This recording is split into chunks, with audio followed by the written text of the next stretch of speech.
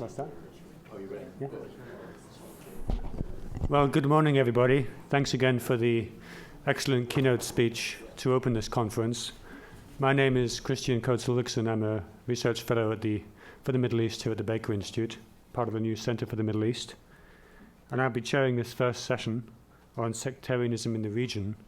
We have three really interesting perspectives. One on a regional-wide perspective of the rise of this politicization of identity that we've just heard about, and then two case studies from the Persian Gulf. And I think that's very appropriate given that the Gulf states were very much on the front line of that politicization over the past 10 or 11 years since the invasion of Iraq and its aftermath, and of course now are very much on the front line in these new battles we see taking place, for example, around Tikrit and also in Yemen, which both have extreme identity factors involved, and which are once again, I think, leading to an increase in sectarian rhetoric across the region.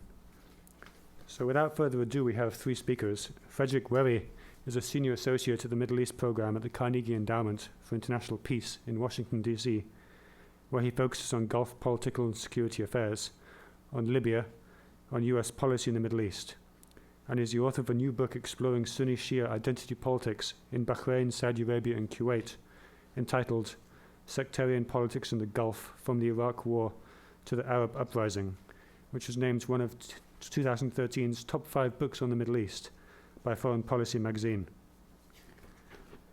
Second speaker is Dr. Claire Beaugrand, who is with the Institut Français du Proche-Orient, IFPO, based in Jerusalem. And she joined IFPO in June 2013 after working as a senior Gulf analyst at the International Crisis Group. She's also one of the core researchers of the European Research Council's funded When Authoritarian Fails in the Arab World project, and coordinates a program on the role of diasporas, migrants, and exiles in the Arab revolutions and transitions period, and has conducted research on the different waves of Bahraini exiles. She has a PhD in international relations from the London School of Economics. And then the third speaker is Dr. Toby Mathiesen. He's a research fellow in Islamic and Middle Eastern Studies at Pembroke College, University of Cambridge. Previously a research fellow at the London School of Economics. And he's published a first book in 2013, Sectarian Gulf, Bahrain, Saudi Arabia, and the Arab Spring That Wasn't, examining the root causes of sectarianism and analyzing how the Gulf states responded to protests at home and in the wider Arab world. And his second book has just been published, The Other Saudis, Shiism, Dissent, and Sectarianism. It's right here, and I thoroughly recommend it if you haven't already read it. Published by Cambridge University Press just last month. So without further ado, Fred, thank you very much.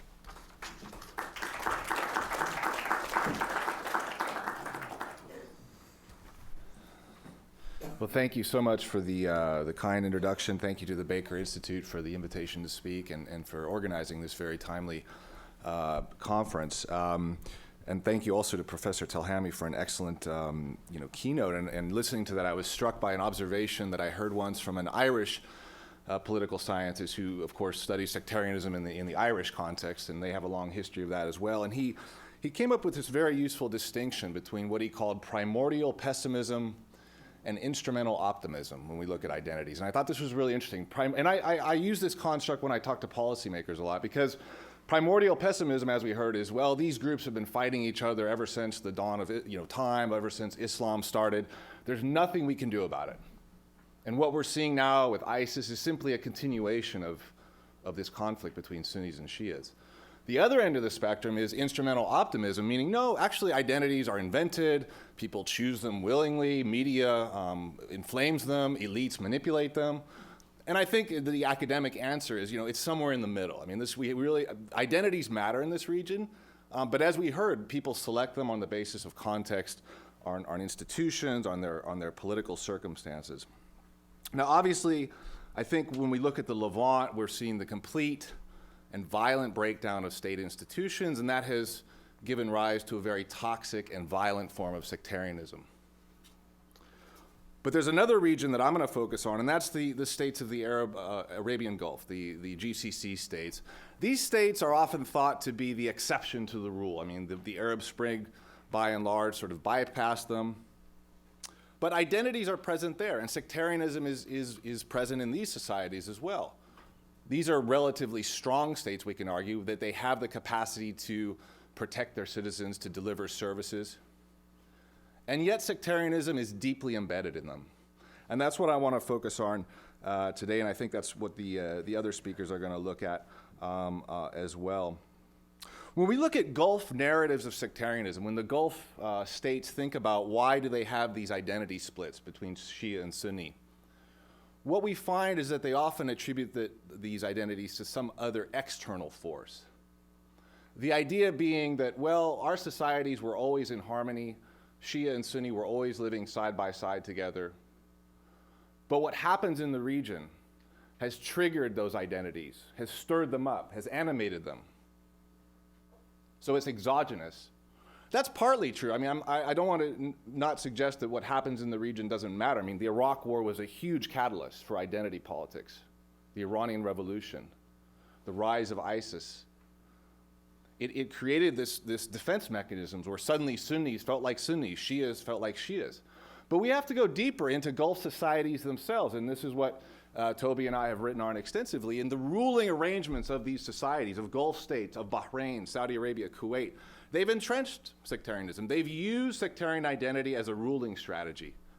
Virtually every aspect of economic, political, and social life includes sectarianism. Sectarianism is deeply embedded. So the Shia-Sunni split is present. In Saudi Arabia, obviously, the Shia are about 10 to 15%, concentrated in the eastern oil-rich region.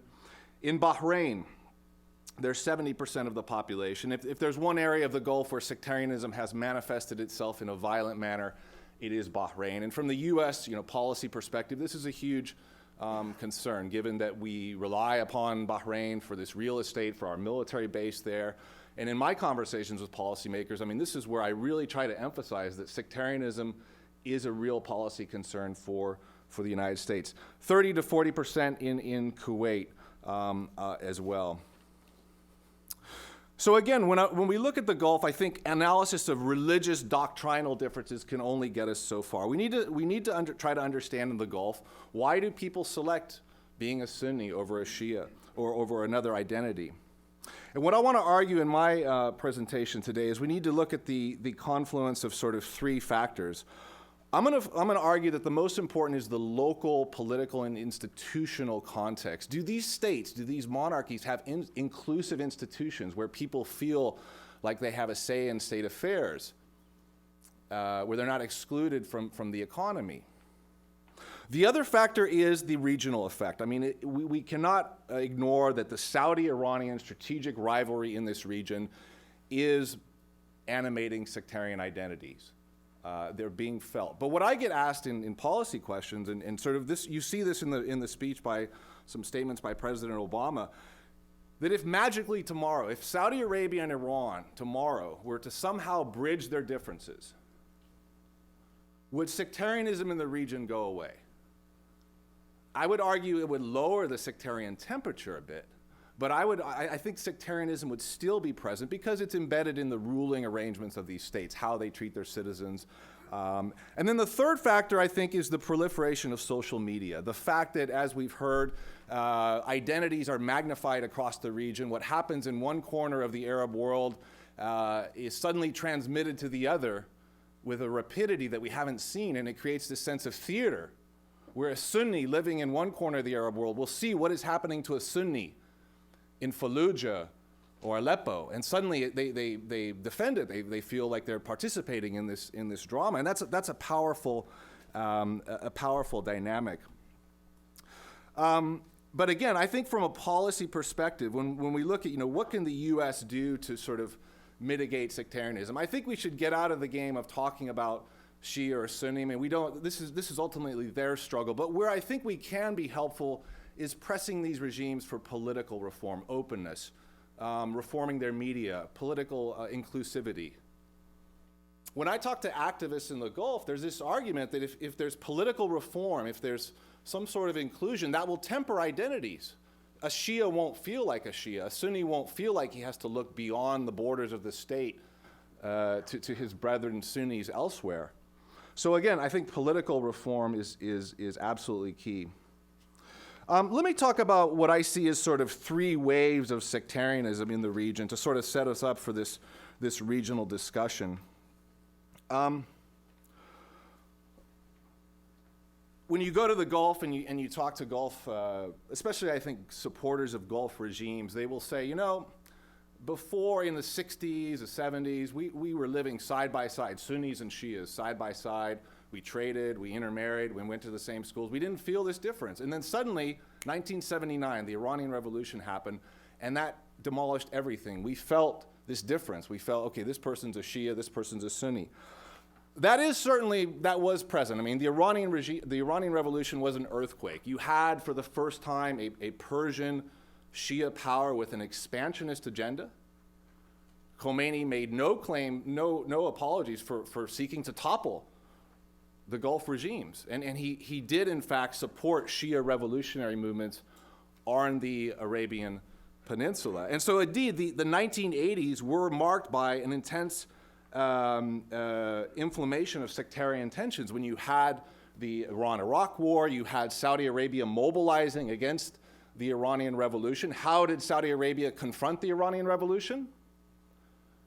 By playing up Sunni identity, by trying to mobilize the Sunnis, by trying to play up Iran's separateness from the region, that Iran is this Shia power, they don't belong to the Arab world, and so this inflamed regional sectarianism. In the 90s, you could argue you had a diminution of sectarianism with the rapprochement that happened. You had some of these Shia groups on the Arabian Peninsula end their agenda of militancy. They became part of the state. They were brought back in. But then, of course, as we know, you had the second wave of sectarianism, and that is the 2003 invasion of Iraq, combined with an increasingly assertive Iran under Ahmadinejad, buoyed by windfall oil prices, this perception that Iran is again an expansionist power, and the idea that the Sunni buffer that was holding Iran back has now been taken out. And of course, the key turning point, I think, in this was the 2006 demolition of the Askari shrine with the descent of Iraq into real civil war and the rise of Zarqawi, who made this agenda of attacking Shiites. And this really inflamed sectarianism throughout the region. And coincidentally, this explosion of sectarianism in Iraq coincided with the rise of social media. So you had YouTube, you had Twitter, you had Facebook, and what happened is it magnified sectarianism. So a Sunni watching what is happening in Fallujah, a Sunni in Bahrain watching what is happening in Fallujah will suddenly feel this need to identify with his sectarian cohorts. And the Shia in the Gulf felt under siege, or they felt like they needed to take sides with the Sadris in Najaf who were fighting. And I think this is a very powerful dynamic. We're currently in what I call the third wave of sectarianism, and let me try to articulate what this is. We can argue that the Arab Spring, in its original manifestations, the uprisings, even in the Gulf, was not a sectarian phenomenon. Much of it was youth-driven, it was class, it was populist. Even in Bahrain, where you had most of the protesters happen to be Shia, their demands were not sectarian. They were about reform of the judiciary, about a parliament, about inclusivity. Even in Saudi Arabia, the same thing. But what happened is quickly those protests took on a very sectarian character, especially in the Gulf. The media started seeing these protests as being inspired by Iran. And as Toby has written about, this was really a deliberate regime strategy. What's the best way to discredit a broad-based protest movement? Is to say, well, no, this isn't really a popular uprising. It's basically these Shia are doing it for themselves. They're backed by Iran. And this is the dynamic that happened in 2011 in Bahrain and also in Saudi Arabia. And of course, the real shift when we sort of had the sectarianization of the Arab Spring was, of course, the Syria war. This, of course, was deeply sectarian. We can argue that Assad played that card very well too. He created this sense of siege for the Alawites. Iran went in, the Gulf states were involved, and that created this deeper sectarianization. And then, of course, the rise of the Islamic State, which is a deeply sectarian organization.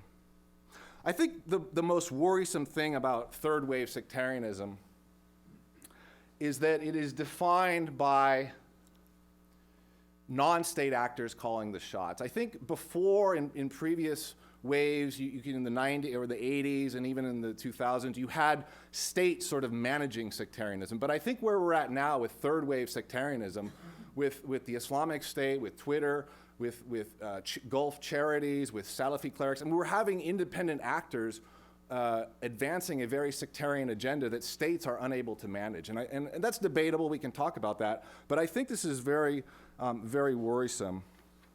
Let me talk a bit about the rise of the Islamic State.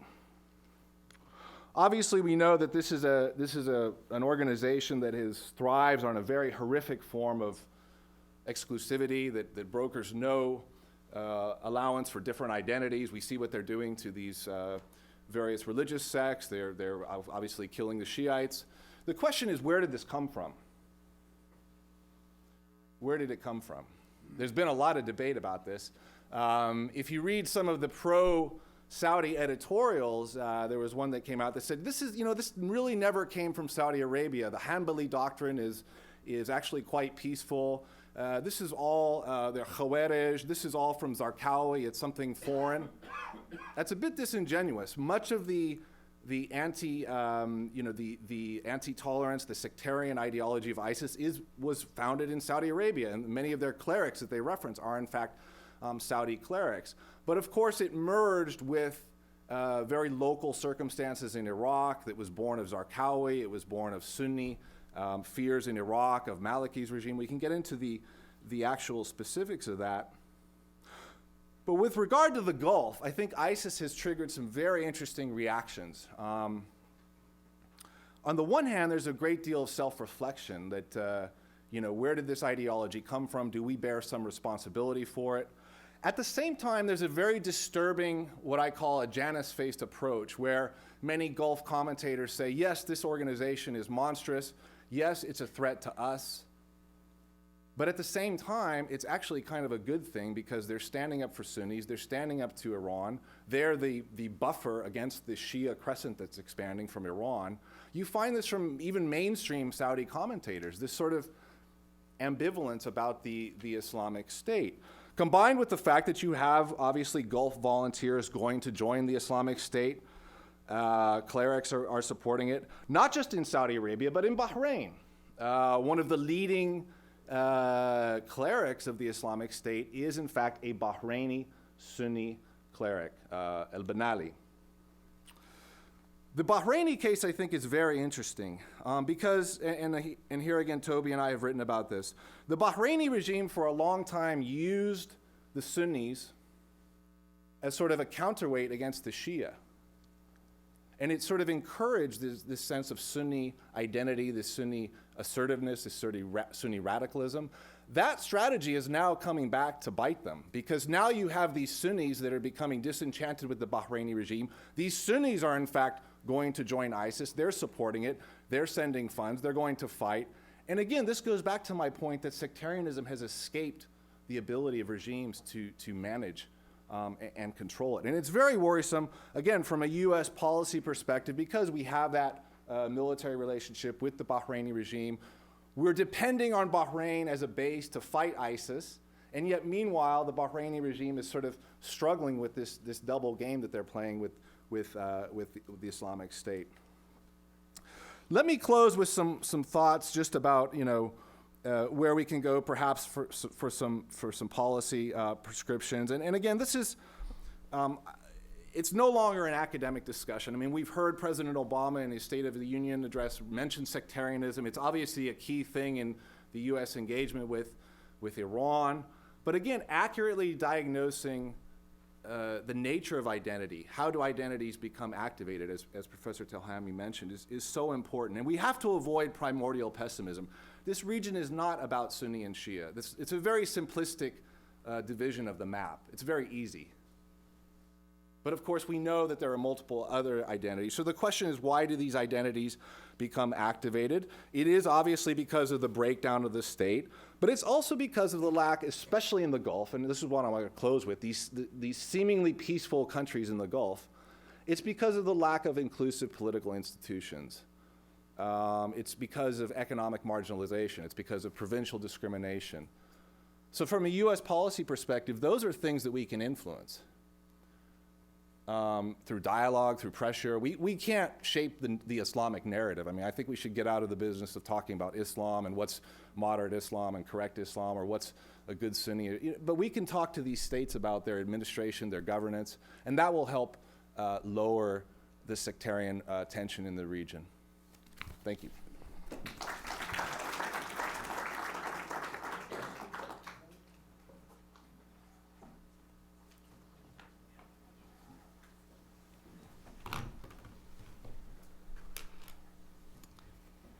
Good morning, everybody. I'd like to thank the Baker Institute at Rice University, His Excellency's director, and Christian Kotzel-Rixen for inviting me among such distinguished scholars.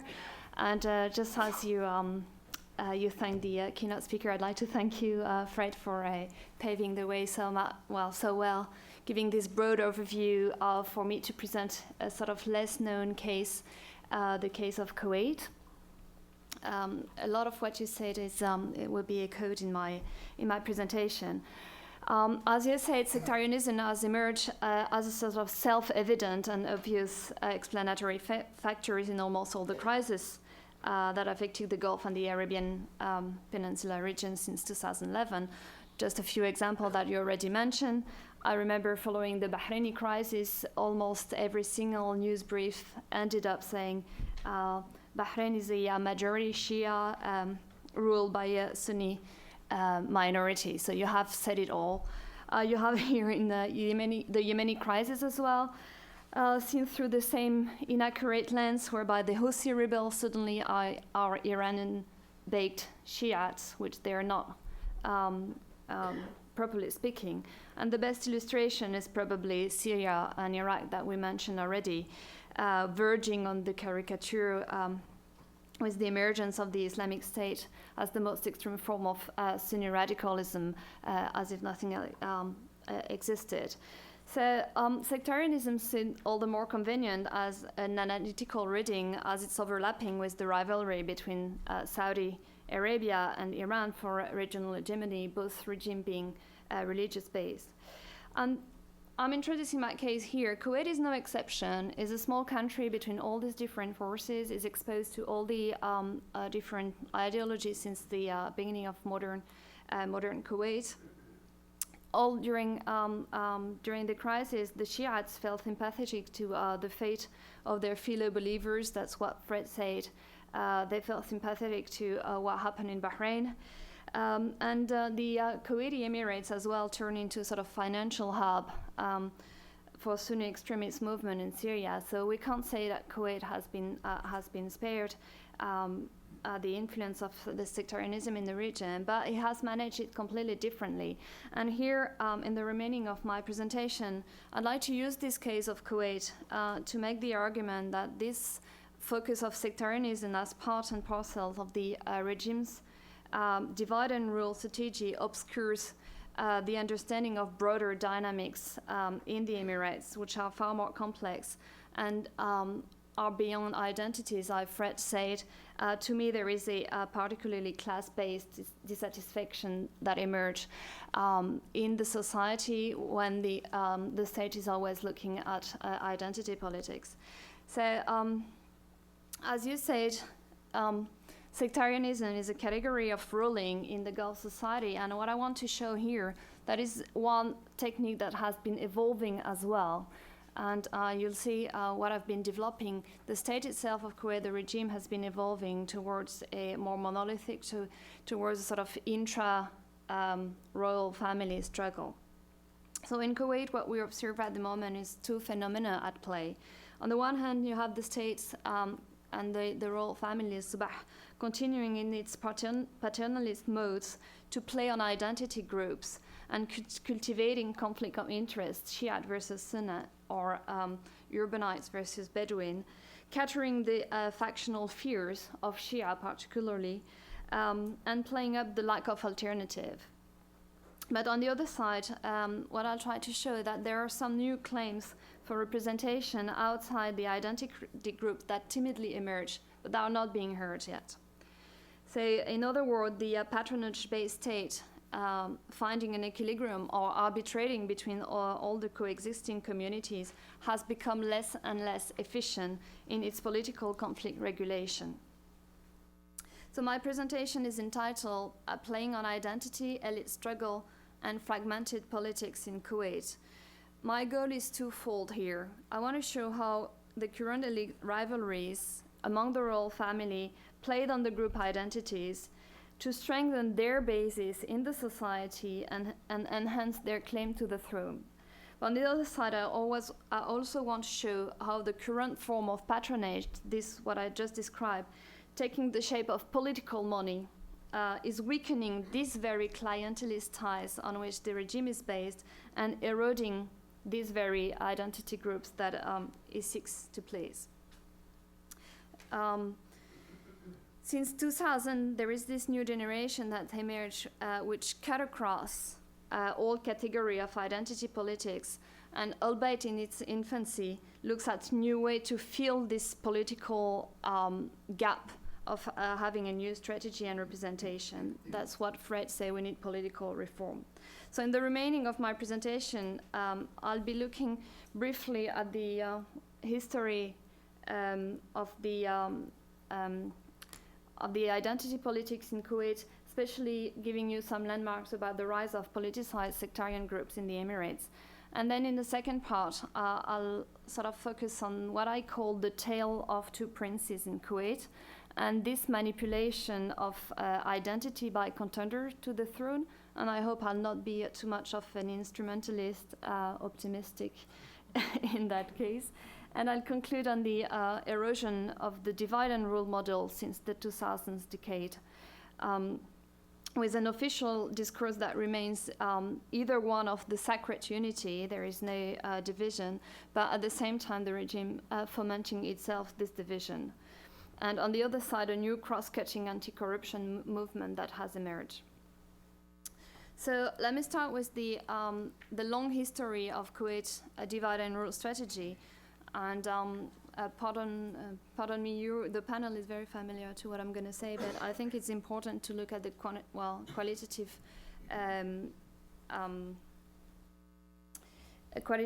change before 2003. So I'll get back to the sort of beginning of Kuwait history. Kuwait's political sociology is divided into three categories: the Sunni merchant elites, and it's an economic elites. Dating back its origin before oil. The Shia will represent 30% of the national population, and their presence is as well dated back before the oil period. These two groups are referred to as town dweller, or I'll call them urbanites. Their presence in the Emirates makes them a sort of historical legitimate elite because they were there at the beginning of the modern state. The third category is composed of tribesmen. They are Sunni, and they are considered as latecomers, so they are less legitimate because they were sedentarized and naturalized in the 1970s to sort of form a loyal support base for the royal family in the face of the town dwellers' opposition. So the history of the Kuwait regime dealing with its opposition has always been to play one of the three categories against the other. At the Sunni merchant elites, the town dweller has been the first politicized force to oppose the royal family.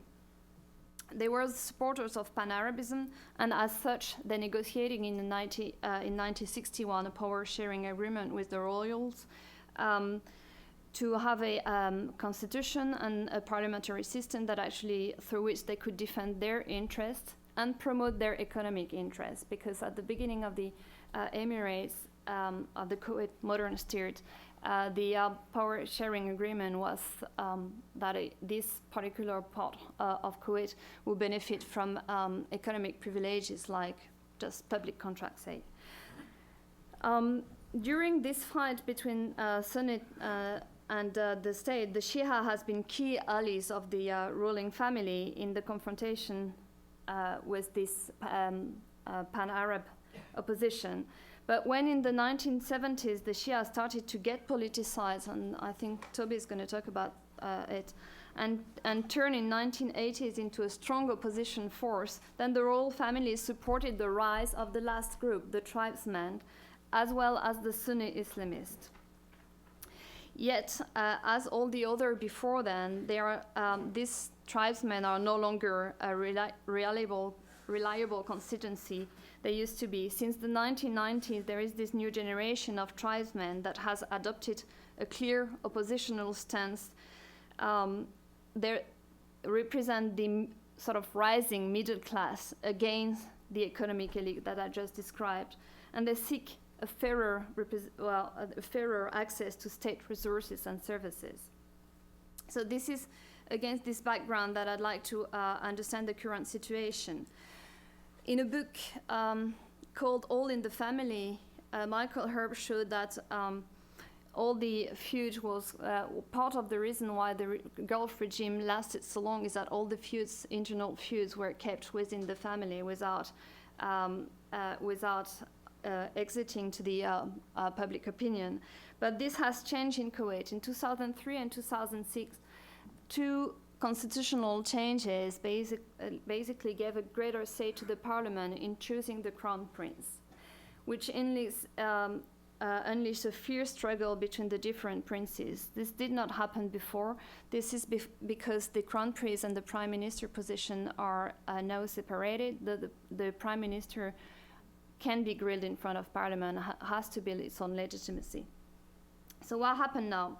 Between 2006 and 2011, you have two princes. And I'm not going to go into the details, but broadly speaking, you have the prime minister, Sheikh Nasser Mohammed, and his rival, Sheikh Ahmed Fahed, that was meant to be the crown prince, but wasn't. That sort of jumped the bandwagon of ongoing social political change, and especially in the regional context of sectarianism, played the sectarian card to strengthen their allies within the society. The first one is an Arab nationalist whose interest in sports made it close to Qatar, but at the same time made it at odds with the Sunnite merchant elites. So basically, what did he do? He forged alliances in parliament with tribes and Sunni Islamist currents, in particular the Salafis MPs. And now he is the primary dissident prince supporting what is now called as the opposition, basically the tribal and Sunni Muslim currents. His rival, Nasser al-Mohammed, was PM from 2006 and 2011 and is a former ambassador to Iran, with whom he has kept close relationship. So unable to sort of rally a broader constituency, he's managed to play the business card, by which I mean he created a new Shia business elite, and the sectarian cards by sort of reunited the Shia in 2008 when there were great sectarian tension, and mobilized the media behind them, all with political money. Through their rivalry, the princes contributed to the fragmentation of the political life, with political patronage taking increasingly the forms of overt corruption and the bribing of well-placed individuals. This did not necessarily reach wider constituency, but it took the risk of the clients outgrowing their patrons. And this is what happened with the Shia, who actually felt sympathy toward Bahraini and being more critical of the prime minister when the Bahraini crisis erupted. So allegation of corruption led to the first resignation of the PM in November 2011 under popular pressure. This is my final and concluding point.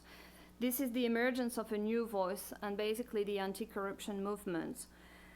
The elite infighting has given more clout to the opposition movement as a countervailing reaction against these overt policies of political corruption. This is a new trend in Kuwait. That is the emergence of a sort of formulated middle-class political consciousness that cut across the three categories that I mentioned before. It results from a greater involvement of tribesmen in the opposition, and especially a new generation that doesn't care about the tribal hierarchies. A shift in the Sunni political attitude, whereby there is some Sunni urbanites willing to reject the establishment politics. This anti-corruption movement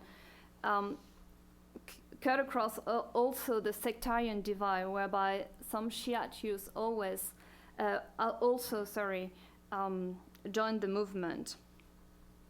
So as a conclusion, I would like to say I've used this rather peculiar example of Kuwait that differ from the full-fledged state-led sectarian politics that we've seen.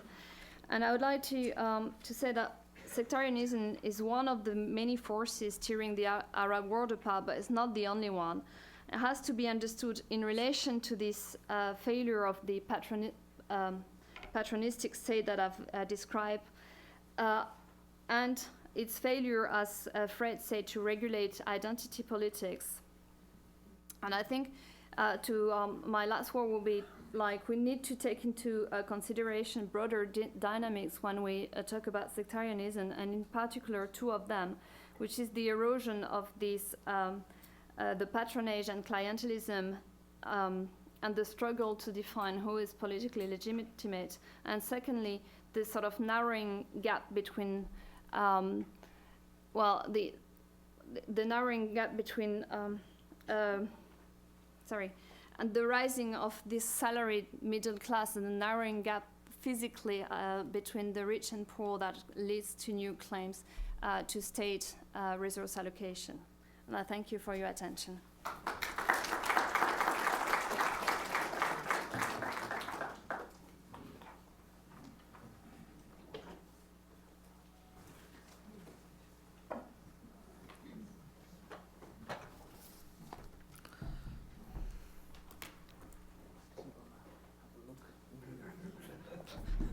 See what I want to say, right? Well, good morning, everybody. I'm really glad to be here. Thanks to the Baker Institute, Ambassador Djurigian, Christian Ulrichsen for inviting me, and you all for coming. I think we've already learned a great deal today, and I'm happy that I think all the other speakers so far really also, I mean, I share their view of how identities do matter, but we shouldn't take them for granted and should instead focus on how they come into being and when they become salient and how they change over time. So thank you very much to Professor Telhami, and some of the things that he said I would also like to reiterate in my talk.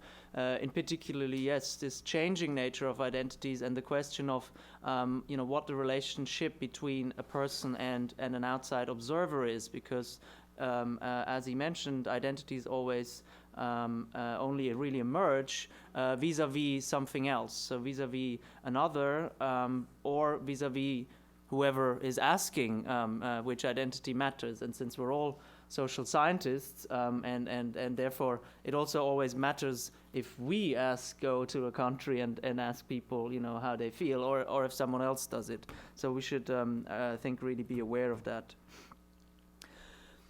So I would like to make 3 points that really come out of my work regarding the emergence of sectarian identities, not just in the Saudi case, but I think across the region, or actually points that apply to collective identities more generally, because I think the point of sectarian or ethnic identity in the Middle East, we shouldn't study it really separately from the general study of the politics identity across the world, because there's a huge literature on other cases, and in many ways these cases are studied in much more theoretically sound and methodologically sound ways than some of the Middle Eastern examples. So I think there are three main factors that really matter when it comes to the construction of these collective identities. And one is, I think, this recognition by an outside observer. And in the case of the Middle East, and particularly the case that I was asked to talk about, the Shia in Saudi Arabia, I think this outside observer is the state and state institutions.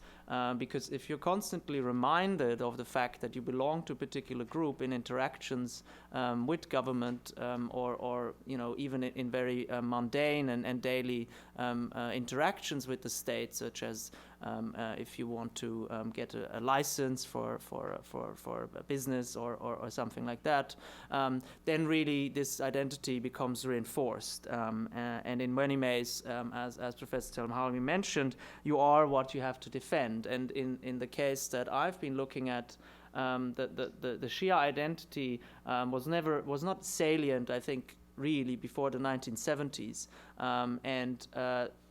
So the recognition by the state really did play into that. But we cannot look at this separately from dynamics within the particular group that we study. And in my case, I found that what was also key was a particular movement whose main aim it was basically to create something like a Shia identity, a collective Shia identity that would apply to all Shia now in my case in Saudi Arabia, but they also had a larger regional project. But basically they wanted people to identify with this group so that the movement, which is called the Shirazi movement, could then act as the kind of main leader of them on the basis of their sectarian identity and represent their group claims vis-a-vis the state or vis-a-vis external actors. And this leads me to the third factor, which I think particularly now in the Middle East is key, and this is the relationship between localized identities, sectarian, ethnic, or otherwise, and the regional and international context, because particularly if we look at Sunni and Shia identities, or if we look at ethnic identities such as the Kurdish issue, for example, what is key about this is also that they transcend national boundaries. And so the issue of one country and the peculiarities that each case has, because none of the cases are similar, are the same. And actually there are huge divisions, obviously, between the cases of Shia minorities across the Gulf states even, or then, in other countries, for example. But I think they all become somehow linked, and that is also where the emergence of this kind of Arab public sphere and the emergence of social media, Twitter and internet and so on kind of do play a role, because there are now narratives out there that link all these arenas of conflict, and they can spread without states being able to control this, and can spread on social media. So therefore, we've had that in the past. So under Arab nationalism, there was also kind of mainly Egyptian media that managed to create such a public sphere for the Arab world, whereby Arabs in totally different countries felt that an incident in one country really mattered to them. But I think now we see something even stronger and even faster interaction between localities. So these are my general points, but now to get back to the Saudi case, which I've written this book on, which is based on my doctoral dissertation. What is really fascinating, and what I try to point out in the book as well, is that for quite a large part of the history of that eastern province that they live in, they didn't really necessarily see themselves as being Shia, but there were other more important identities and political movements that were really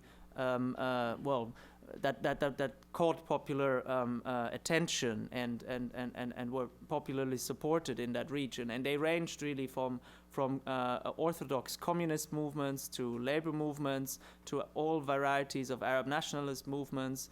And they created underground organizations that really, they wanted to change the status of that community, but they wanted to link themselves to the kind of main narratives that were there across the region, the main narratives of radical politics that were there. So there was dissent, and that dissent was partly based on sectarian discrimination, but it wasn't voiced in a sectarian way. And I think this applies across the whole region. And if you look at the history of the various communist movements across the Middle East, for example, you see that, a lot of minorities were crucial in that. So in Iraq, for example, many Jews founded the Communist Party, Christians were involved, and many Shia, as well as many Sunnis. But it was really, I think what we nowadays sometimes forget is this real legacy of secular politics and of radical politics that sought to bridge particularly this sectarian divide. So that's something to be kept in mind. But in the 1970s, by and large, these secular movements had kind of lost much of their appeal because, Arab nationalism was defeated as a state ideology, but then therefore also lost some of its appeal on an ideological level.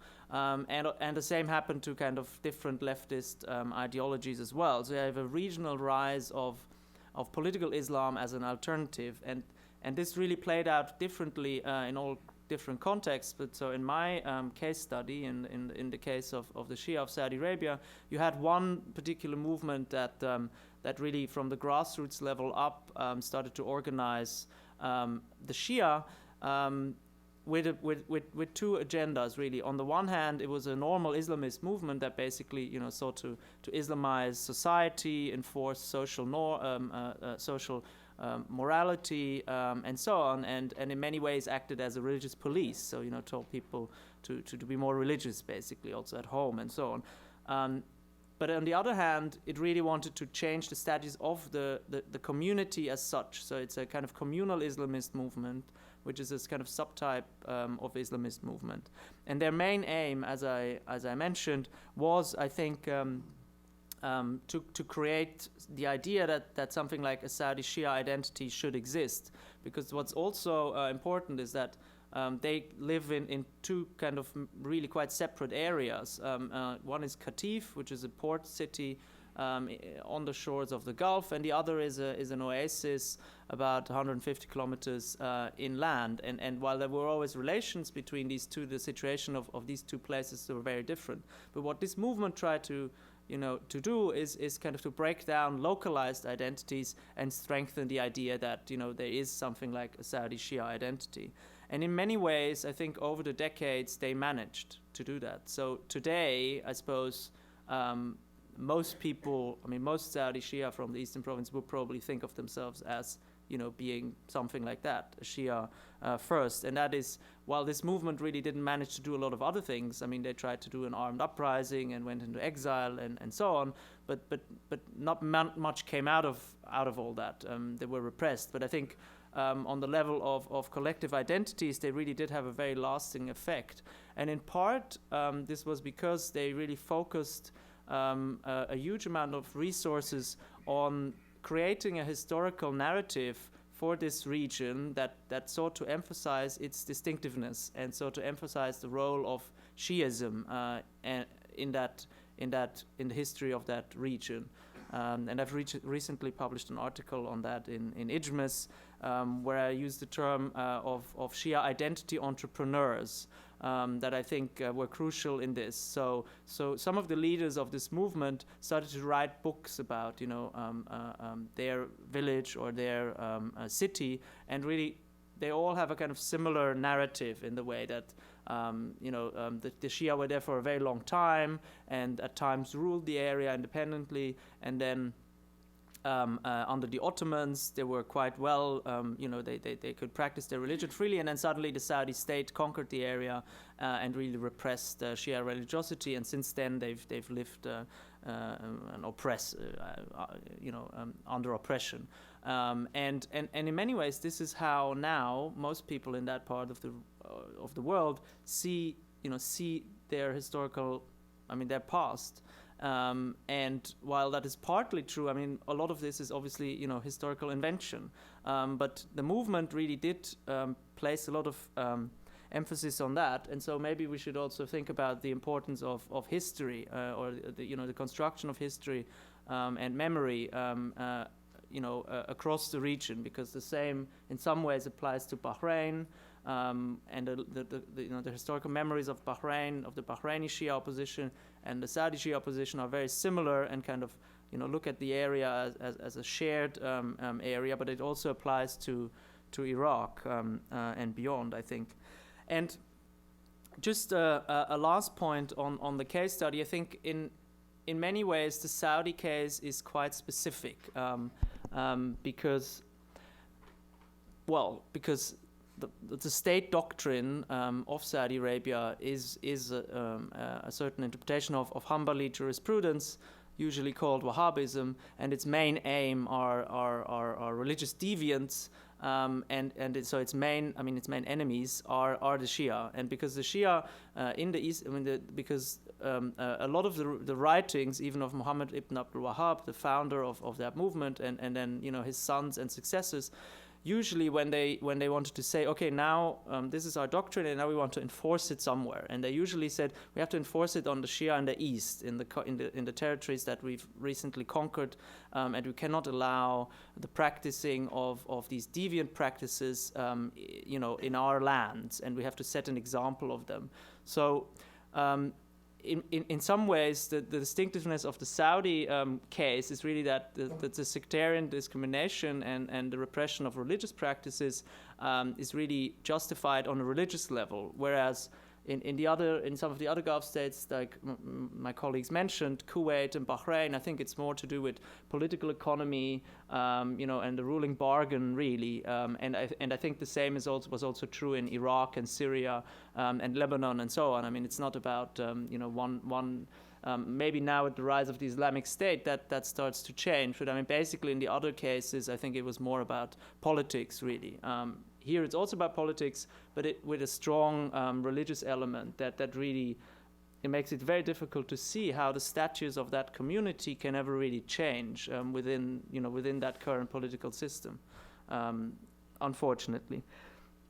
So we were asked to give a couple of policy recommendations. I think some things are very obvious, but obviously very difficult to do. A state should not discriminate any group on the basis of some kind of group identity. I think that's fairly self-evident, but at the end of the day, most states around the world do that in some form or another. But if we want to start addressing these issues across the region, then that is what needs to change, and that's not only true in the Saudi case, that applies to obviously all the other countries as well, Iraq, Syria, Bahrain. These cases only became inflamed because of this kind of group-based discrimination. And I think in many ways, this is also related to the highly centralized nature of the Middle Eastern state and the ways in which the state was constructed.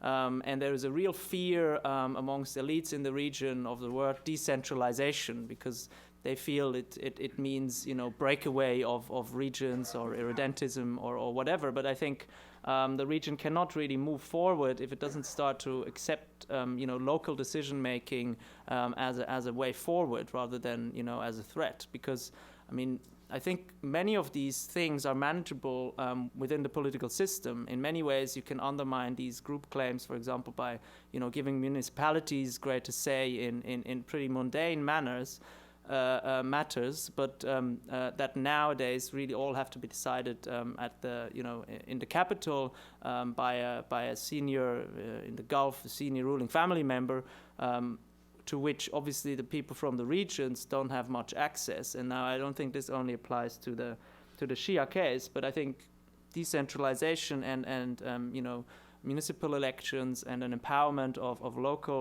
local decision making really could make a difference. But also, I think states need to stop using sectarianism as a divide and rule strategy. And unfortunately, since 2011, there's actually been a huge upsurge in this, both in domestic politics, but also in foreign policy. And that's a real problem. And we don't see that changing at all, actually, now. Frederick Weary has mentioned some of the ambiguities in the Gulf about the rise of the Islamic State, that on the one hand, yes, obviously this is a huge threat, and many of the practices are not condoned by Gulf citizens. But on the other hand, on a strategic level, people think, well, they're more or less doing our bidding, in many ways. And that's that is very dangerous. I've ended my 2003 book, Sectarian Gulf, with the sentence, sectarianism will come back to bite the Gulf states and their Western backers. And that was a year before the rise of the Islamic State. And I think in many ways, this is what we're seeing. And we haven't seen the end of that because this process seems to be going on, and no one really is addressing the root causes of it. And there is not a very honest analysis of where the ideology that led to the rise of the Islamic State come from. And that, again, Frederick Weary has pointed us in the right direction. But the problem is that I suppose this hasn't really reached the policy level yet. And so I would like to conclude here, and I look forward to your questions. Thank you.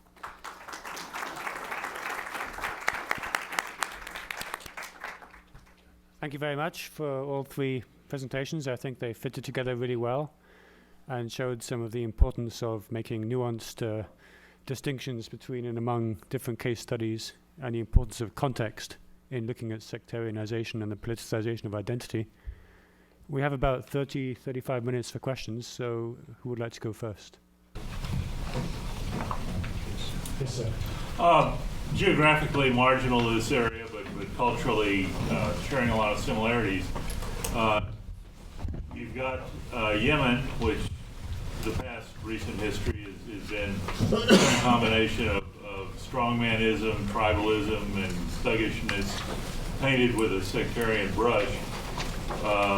Adjacent to Oman, which is, we've heard very little about. Is there a sectarian reason, a cultural reason, or what that these two areas, which seemingly would be in common, are so distinct?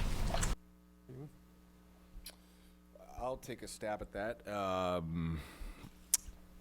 Well, again, Yemen, I think has been inaccurately portrayed as a sectarian conflict. The Houthis are, Zaidi revivalist movement, but I think the defining, conflict in Yemen is a center periphery conflict. The fact that it was, marginalized, it was cut out of the political economy of the center.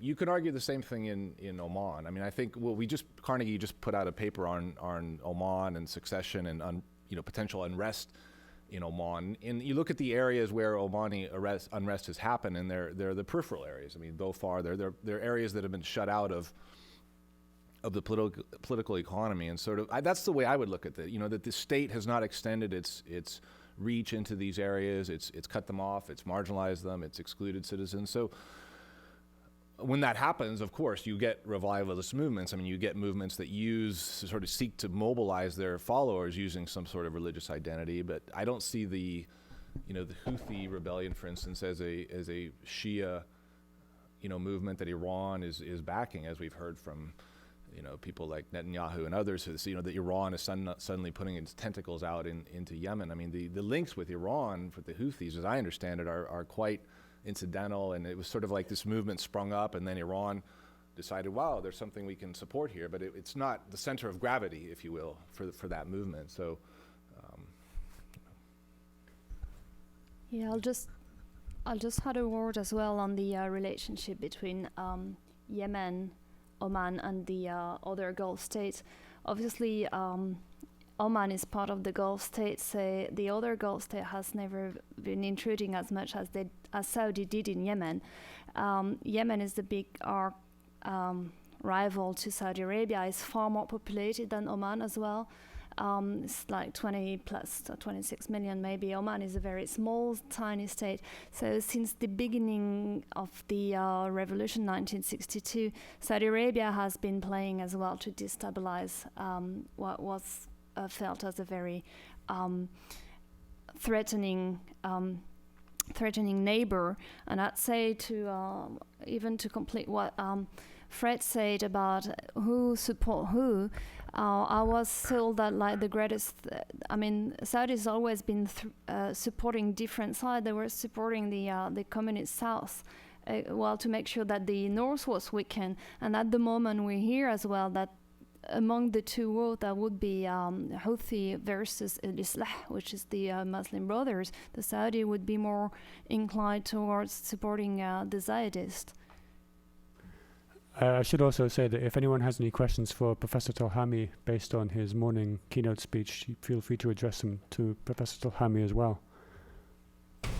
Ali. As a Saudi, I must tell that some of the problems that we have is how the West portray the Sunni Shia problems, and that comes to the description and some of the words used. And I will go back to Tony and how he used the oppression and how he painted a gloomy picture about the Shiites in Saudi Arabia. But I think that was taken slightly out of proportion, because also the Saudi government has done a lot for Shiites. And especially in the time of King Abdullah, there were a lot of participation in the political agendas and also the economic situation of the Shiites in the Eastern Province. And so there was a lot of things that has improved for the Shiites in the region overall, and I think that should not be undermined.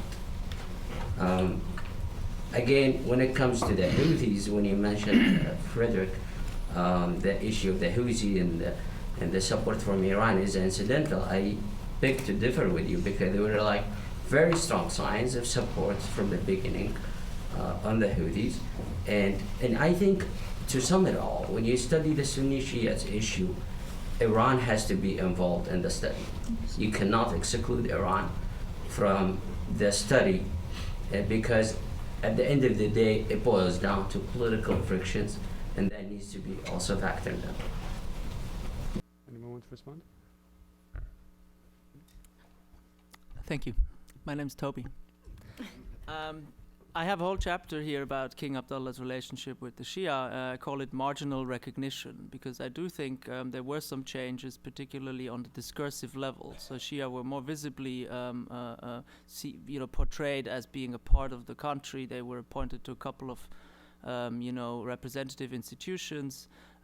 They were given a bit more space in the media, and they were allowed to practice some of their religious rituals in public, such as the Muharram rituals, but only in pure Shia areas, so as not to disturb anyone else.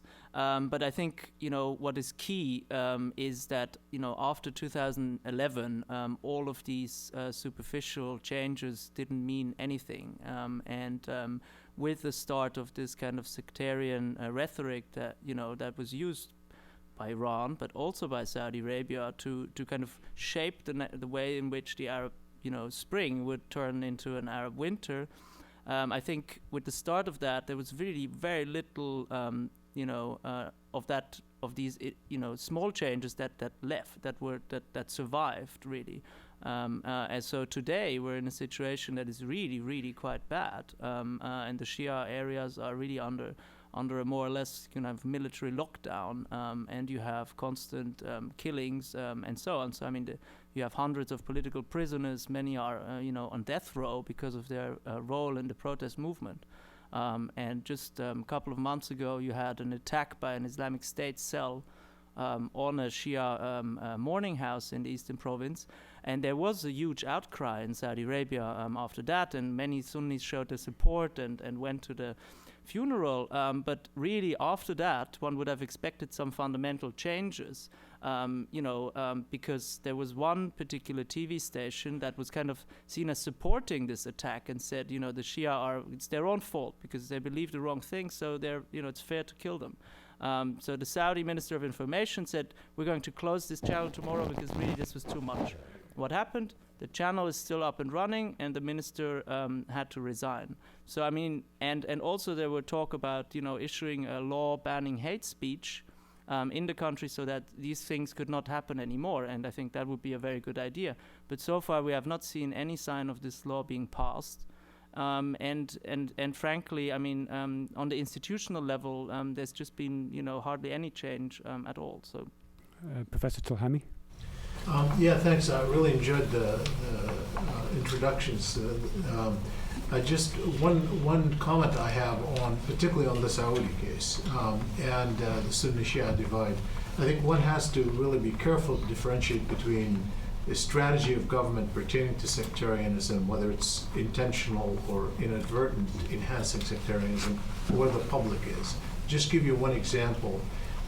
In the public opinion polling throughout the whole period in Saudi Arabia, when we asked, do you want, for example, the international community to pressure Iran to curtail its nuclear program, we had a majority of Saudis say no. We had a majority of the UAE public say no all the way through 2011. And because they were seeing it as a completely different issue. And even with Iran, which is an important issue, obviously, strategically, when you ask the Saudis, name the two countries that are most threatening to you personally, we had Israel was 90%, the United States was 70%, and Iran was something like 20% of people who were identifying it. So there was a different prism through which they were, during that decade, certainly now you can make an argument it's different. There was a trumping prism that trumped the Sunni-Shia divide. And you can argue that the question is what was the policy of the Saudi government? The Shia in Saudi Arabia do not pose a threat to the stability of the Saudi government. They're too small, a portion of the population, they're concentrated, they're surrounded, and if they were to rise against the government, they can easily mobilize the Sunni majority. They benefit actually from, in a way, from sectarianism, because obviously that's a mechanism of rallying the overwhelming majority of the public behind them. And to the extent the Saudis felt a threat in the Arab uprising, as they did in 2010, 2011, after the Mubarak overthrow, it wasn't about the Shia, it was about an uprising of the majority of public opinion. And if you look back at the origins of the Khomeini revolution, which Frederick invoked correctly as something at its rise, if you look back at the discourse within the Sunni Islamic world, in Egypt and Jordan particularly, you can find a very significant degree of support of an Islamic state, not so much of an Islamic revolution, not so much of a Shia revolution. The discourse changed over time. So this too has been very fluid, and I think we have to, I wouldn't jump into the conclusion and say the Saudis therefore are increasing sectarianism in order to rally the Sunni population behind them. I don't think that's what they're doing, but I think the policies have had that consequence, regardless, in pursuit of defending themselves in general. This is very much into line with how I was thinking. Basically, it's very interesting to get the events of so recent history. But as a historian, I've always felt that the Gulf had sectarianism. It was not an issue that was... I lived in Bahrain for 10 years, between the mid-80s to the mid-90s, when quite a lot of transformation was going on. I was at the university. A colleague of mine was Abdul Latif al-Mahmoud, the head of the very extreme, he even shut up when things got very far. But Ben Ali, now a leader with ISIS, with many other Bahrainis who are fighting, it seems, I don't know them personally, so don't take it against me, but definitely, and if you read the newspapers with so many exiles, with so many memories coming out, stories of the Shi'i stories of their grandmother, of the Ma'atim, look back at Khoury's book, way before all of this, okay? So we tend not to give the history role in this identity. Yes. There are very clear reasons today. Media, wars, American role, the failure of the Arabs, whatever we want to look at, there are many reasons today.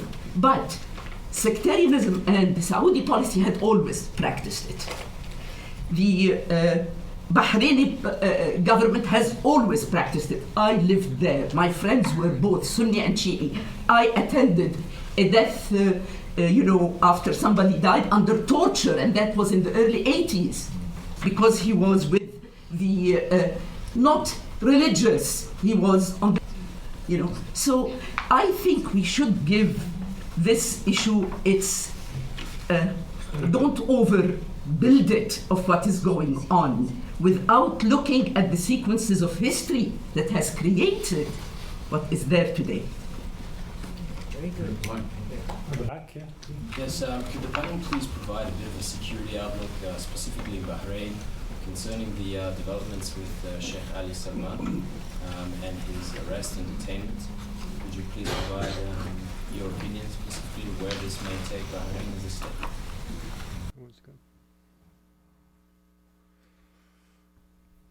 Well, I mean, I think it's very worrisome. I mean, I think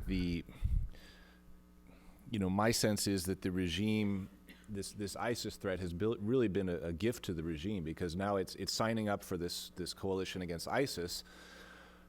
And meanwhile, the United States isn't really looking too closely at what Bahrain is doing internally, and there were very worrisome developments. I mean, the crackdown on these dissidents, the arrests.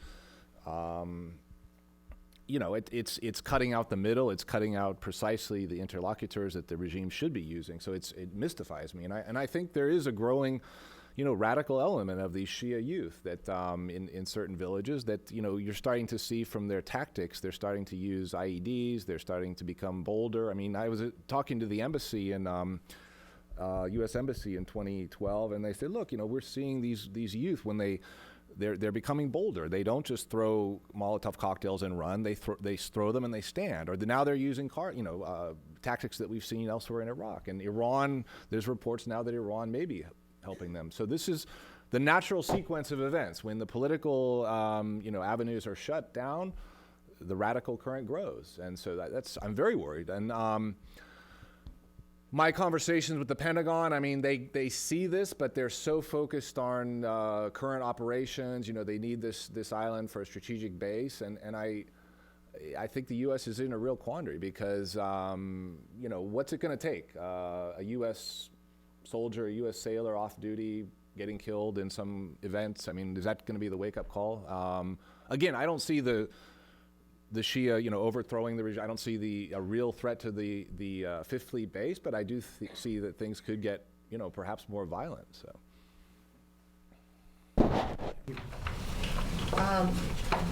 We've heard about the previous administration's involvement in Iraq, the invasion of Iraq, and the disastrous outcome.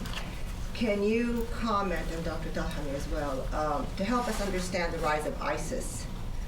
Can you please comment on the non-involvement of this administration in Syria? Because we have been reading for the last 2 or 3 years about the scenario that we're witnessing today, and our involvement now as it might pertain to some solution, some easing up of what's happening. Thanks. I have, I'll just stand just to because this is I don't want to take too much time on it, but I don't, first of all of us have not a lot of information about ISIS, but I give you my own broad thoughts on this. In 2002, just on the lead up to the Iraq War, I wrote a book called The Stakes, America and the Middle East, in which I argued that the Iraq War will generate become a homeland for groups like Al-Qaeda and like-minded groups. That was my critique of the Iraq War before the Iraq War. I, in fact, led an effort by international relations scholars to take an ad in the New York Times, an editorial on the op-ed page, arguing, making a civil argument that Al-Qaeda and groups like it will find a home. They didn't exist. So first of all, the fact that ISIS and Al-Qaeda found home in Iraq is not a surprise. It is exactly what we expected. It is something that was a function of disintegration of the state. They were away in Afghanistan. They were not in the Arab heartland. That created an opportunity for them. So that's number one. That's the creation of it. And second, to the extent that it is a group that we understand, it is first and foremost a derivative of Al-Qaeda. That's how it started, right? It was allied with Al-Qaeda. And if you can look at it as an unholy marriage between Osama bin Laden and Saddam Hussein, because really you have disaffected Sunnis in Iraq who were part of the Saddam Hussein structural regime in the military, particularly who joined forces against the central government in Iraq, and that's how it started. So in that sense, my own view of it is that a lot of it had to do with the Iraq War.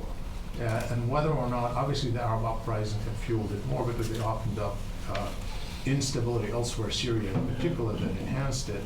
But I am very doubtful that ISIS would exist without, had it not been for disintegration that came out with Iraq. Just one final point. And that final point is that, we have a lot of public opinion polls in the Arab world. ISIS is not something that is clearly embraced by majorities anywhere. I mean, that we know, that there's a lot of enough polling on it, but they're embraced by enough people to be able to recruit a lot. And that's obvious, and they're able to do it. And part of it is that, unlike Al-Qaeda had not generated the kind of a polarization, because Al-Qaeda came at a time when people were angry with America. And they said, our aim is targeting America, not targeting, and they're not even operating in the Arab world. They come from the Arab world, but they're operating in Afghanistan and Pakistan. And so people didn't see them as a threat. So it's the enemy of my enemy. It was kind of like an embrace, somebody giving America, a bloody nose, and they were that kind of thing. ISIS has a different priority. ISIS says, when they came, they said, our target now is not going to be America per se. We don't like America, but we're going to change regimes in the Arab and Muslim world, and they're operating in the Arab heartland. So they generated a lot more opposition than Al-Qaeda did, by virtue of the fact that people now had to contemplate the reality that they may rule over them. Nobody wanted bin Laden to rule over their kids. They just liked him to give a bloody eye to their enemies. And in this case, clearly there's a lot more mobilization. That's one reason why I feared that a more aggressive role by us could make it more about us than about them, and therefore makes it a little bit harder to fight them. But one final point pertaining to that, and that is that despite the fact that they're operating, and we see their ruthlessness, they're horrific in many ways, they are capturing something among a certain segment of the public. And what is that they're capturing? It's not, I think, purely Islamic ideology. I mean, that's sure. You're always going to have people who are going to latch onto that. But there's something bigger that we're missing in this. And that's something that's bigger, is that, remember the Arab uprisings. They're still ongoing.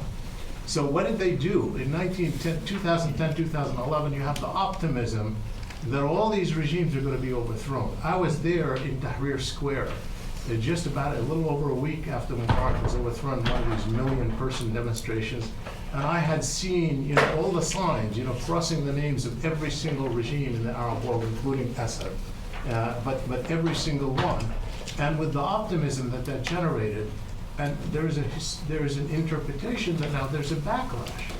So that the Arab revolution is under assault, that the regimes are coming back, that it's going backward, and obviously that's happening at some level because of the anarchy that people don't want.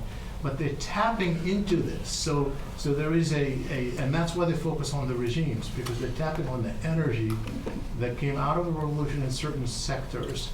That has not manifested itself. Now, it's only going to be a minority, because I think a lot of the people who embrace the revolution were far more liberal than this message is being projected.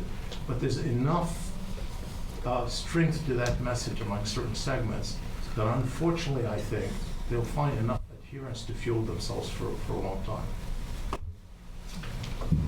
This is a question for all of the panel as well as Dr. Telhami. What is going to be the key to defeating ISIS?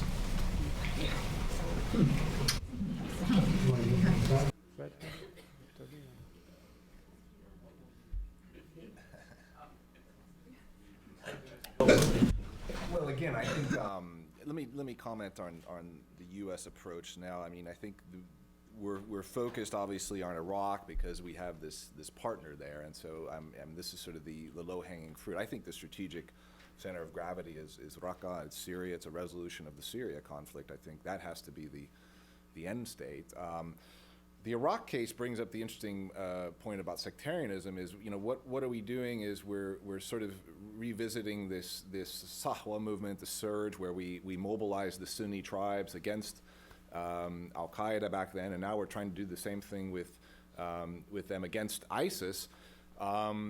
The danger, though, is that what we're doing is sort of sectarianizing the security sector in Iraq. I mean, we're creating more militias, so we're trying to they've got this National Guard construct where we're mobilizing the Sunnis militarily, but then there's the Shia militias. The Shia militias are a huge, concern. And so, I've asked senior administration officials, I mean, okay, you could defeat the near-term goal of ISIS in Iraq, but the coherence of the Iraqi state, I mean, there's real problems there if you unleash this militia genie out of the bottle. And what are we going to do with the militias? And the U.S. has this vision of creating a National Guard that will be tethered to the state.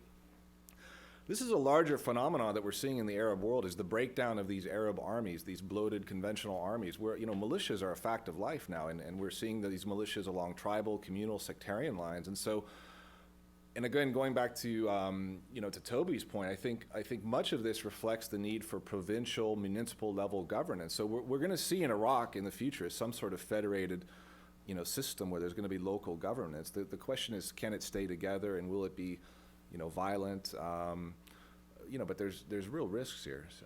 Toby or Kad, you? Yeah, no, I don't have much a answer, and obviously I'm far more focused on smaller states. But just to give you my feeling about ISIS, or my analysis rather than my feeling, is that very much it fills a void. If you look at the areas in like northeastern Syria and north Iraq, were very loosely controlled areas on both sides of the regime. So how to defeat it? Most probably we're going to shrink it to the extent, I don't know whether we can really defeat it, but what strikes me when it comes to striking ISIS is that it diverts it greatly to what is the core issue that we don't know how to solve, which is like basically the Syrian crisis. And to come back to your question, the West and the US, but the West, I'm coming from France, European Union, are not even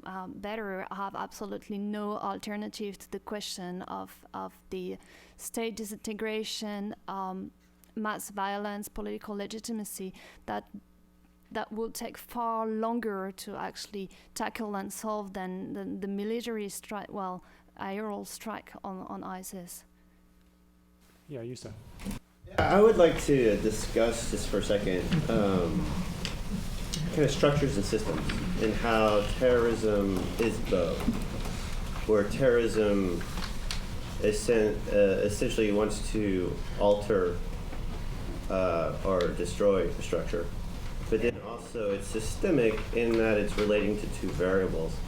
In identity, you can have a terrorist identity, where this is the reason you exist, is to wage war and to change a power relationship. And so I just recently wrote a thesis. I want to read a little bit out of it and kind of see what you think and how that responds to democratization. Hopefully it's not too long. It's 2 paragraphs.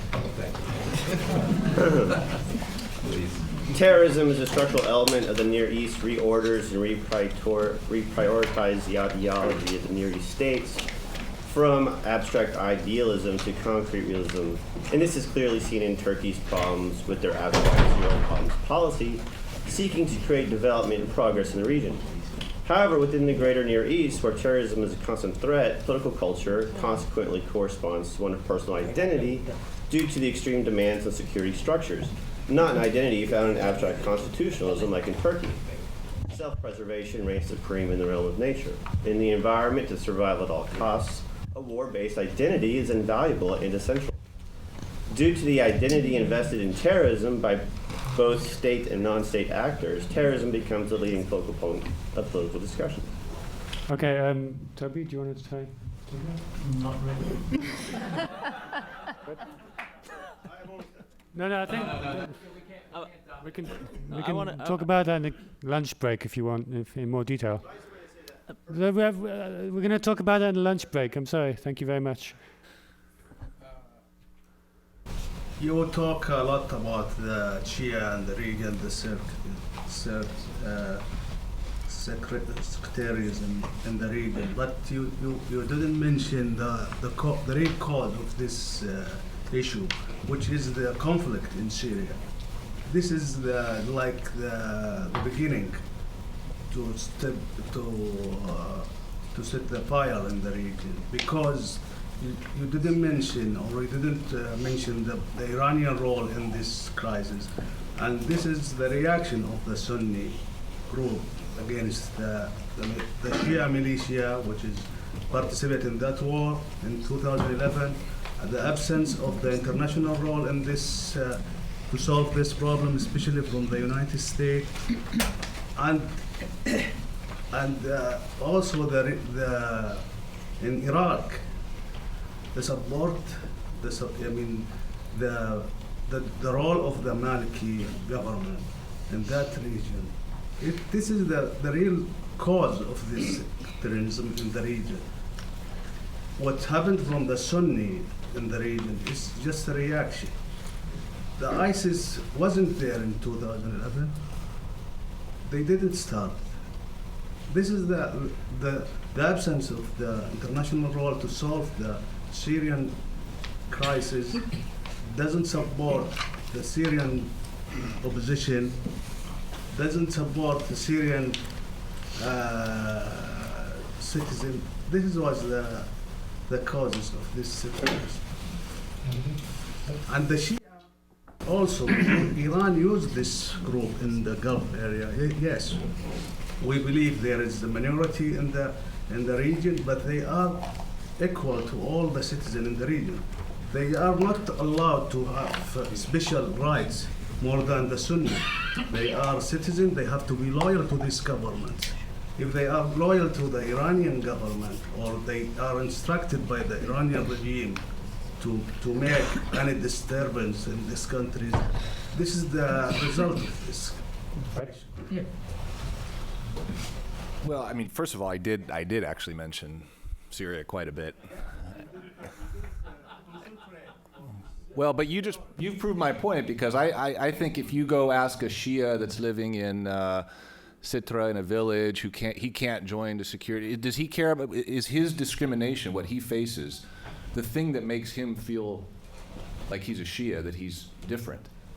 That has nothing to do with Syria or Maliki or Iran. He's loyal to the state. Most of the Shia, I mean, the overwhelming majority of Shia activists do not take that. They're not. What should Hezbollah doing in Syria then if they are not Syria? This is Bahrain. I'm talking about Bahrain and the Gulf here. No, I'm talking about the cause of it.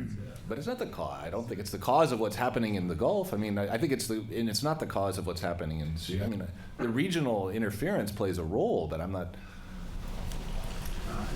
You think Syria is the right? I think, yes, you forgot the cause. You didn't mention, I think even the American policy, we believe that. It's not the cause. As I mentioned, I think a confluence of factors. I think three factors. I think local governance, the way states treat their citizens at the local level, I think, inflames identities. That's what we're talking about. Yes, regional things happen. So Syria exploded. That happens. What happened in Iraq? Yeah, that matters. And then social media. These are the factors that I see. But my point is, if the Syria war were to end tomorrow, and you were to go to the eastern province in Saudi Arabia, or you were to go to the villages in Bahrain, would you still find sectarian discrimination? You would. I mean, there would still be the sectarianism. But right? not like now. Because we know. Okay, we'll continue over lunch this, but Can I just point out the Bahrain uprising started really quite before the Syrian uprising, unfortunately.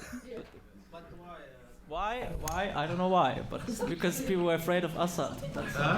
Then they were not so afraid. Because they have their domestic agenda, which was the 14th of February. But I just wanted to say two things regarding your two remarks. I think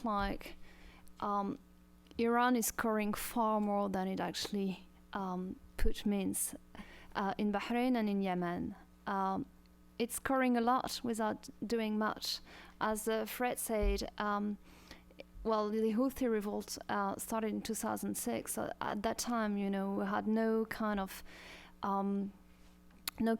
idea apart from the regime of Saleh trying to discredit them, saying like they're backed by Iran.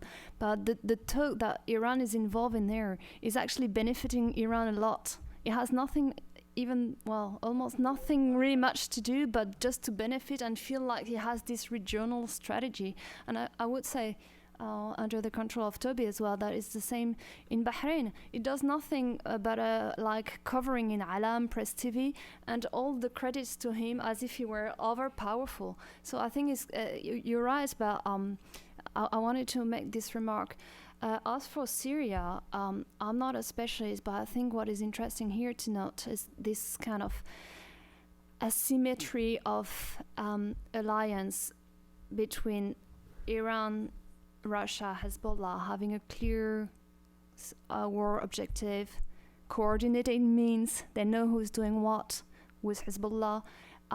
They know what they want in terms of Gulf War. On the other side, you have a very, very fragmented alliance supporting the rebels, with the U.S. not really to get very much involved. Like Saudi Arabia, Qatar, Turkey, we know they don't coordinate. Saudi on the southern front, Qatar, Turkey on the northern front. So I think that's very much important as well in terms of how to explain why Iran seems to be so overwhelmingly powerful. Well, I think that's set us up very nicely for a lunch discussion. We have an hour for lunch, back here at 1 o'clock, but thank you for the panel.